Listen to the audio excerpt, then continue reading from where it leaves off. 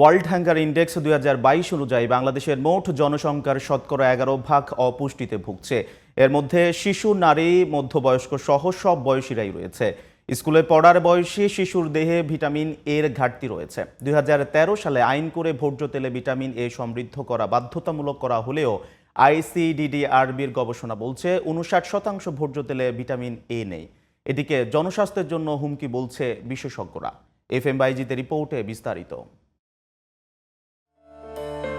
মানবদেহের সঠিক বিকাশের জন্য ভিটামিন এ এর গুরুত্ব অপরিসীম। দেশের মানুষের খাদ্যাভ্যাস অনুযায়ী খাদ্য থেকে সঠিক মাত্রায় ভিটামিন এ এর চাহিদা পূরণ হয় না। ভিটামিন এ এর ঘাটতিতে অন্ধত্ব, শিশুদের শারীরিক ও মানসিক বিকাশে সমস্যা, রোগ প্রতিরোধ ক্ষমতা কমে যাওয়া, গর্ভকালীন মাতৃমৃত্যু সহ নানা শারীরিক সমস্যা হতে পারে। জনস্বাস্থ্য বিবেচনায় 2013 সালে সরকার ভোজ্য তেলে ভিটামিন এ সমৃদ্ধকরণ আইন পাশ করে। আইন অনুযায়ী ভিটামিন এ সমৃদ্ধকরণ ব্যতীত ভোজ্য তেল বাজারজাত করা নিষিদ্ধ করা হয়।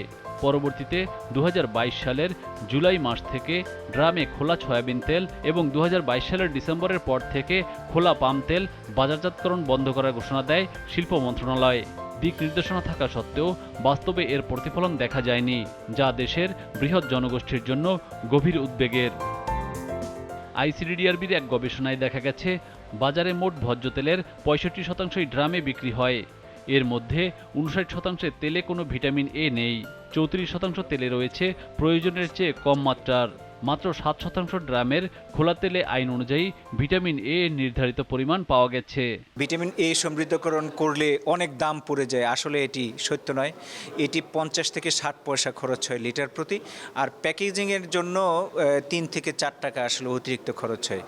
আমাদের দেশে প্যাকেজিংয়ের যে বলে যে প্যাকেজিং করলে দাম বেড়ে যায়, এটা আসলে ল্যাম এক্সকিউজ মনে করি। মানুষের বাঁচার জন্যে এই জিনিসগুলো আমাদের করতে হবে, এটি হলো এখনকার সময়ের দাবি।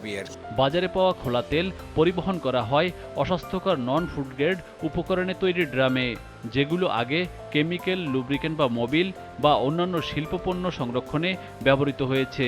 এ ধরনের ড্রামে সংরক্ষিত খোলা ভোজ্য তেল জনস্বাস্থ্যের জন্য অত্যন্ত ঝুঁকিপূর্ণ বলছেন বিশেষজ্ঞরা। নন ফুড গ্রেড ড্রামে কেমিক্যাল বহন হতেই পারে, কিন্তু এইটা যখন আমি ভোজ্য তেলে নিচ্ছি এবং বিশেষ করে ভিটামিন সমৃদ্ধ ভোজ্য তেল, তখন এটা রিস্কি হয়ে যায়। তখন এগুলো আমাদেরকে দীর্ঘমেয়াদে অসংক্রামক রোগের ঝুঁকি বাড়ায়।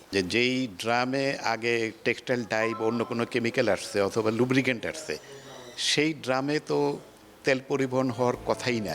জনস্বাস্থ্য বিবেচনায় ভিটামিন সমৃদ্ধ নিরাপদ ভোজ্য তেল প্রাপ্তির বাধা দূর করতে এখনই কার্যকর উদ্যোগ গ্রহণের দাবি সবার।